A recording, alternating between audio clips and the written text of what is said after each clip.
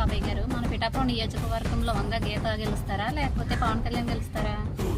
పక్కాగా పవన్ కళ్యాణ్ గెలుస్తారండి. ఎందుకంటే ప్రజా స్పందన అలా ఉంది. గెలిచే అవకాశం అయితే మాత్రం ఎక్కువగా ఉంది. అంత ఖచ్చితంగా ఎలా చెప్పగలరు?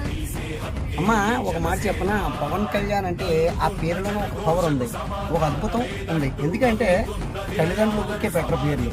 పవన్ కళ్యాణ్ అంటే ఆ పేరుకున్న పరమార్థం ఏంటో చెప్తాను చూడండి. పవన్ అంటే పావనుడు, అంటే ఆయన నాయకుడిగా ఏ ప్రదేశంలో ఏ ప్రాంతంలో నిలబడి గెలిచిన ఆ ప్రాంతాన్నంతా పావనం చేయగలడు, పునీతం చేయగలడు. అందుకే పవన్ అయ్యాడు. ఇంకా రెండు, కళ్యాణ్, లోక కళ్యాణ కారకుడిగా జన్మ పొందాడు, లోక కళ్యాణం కోరుకుంటాడు. అలాగే లోక కళ్యాణకారకంగా ఆయన ఆలోచన విధానం కూడా ఉంటుంది కాబట్టి ఆయన కళ్యాణ్ అయ్యాడు. అందుకే పవన్ కళ్యాణ్ అయ్యాడు.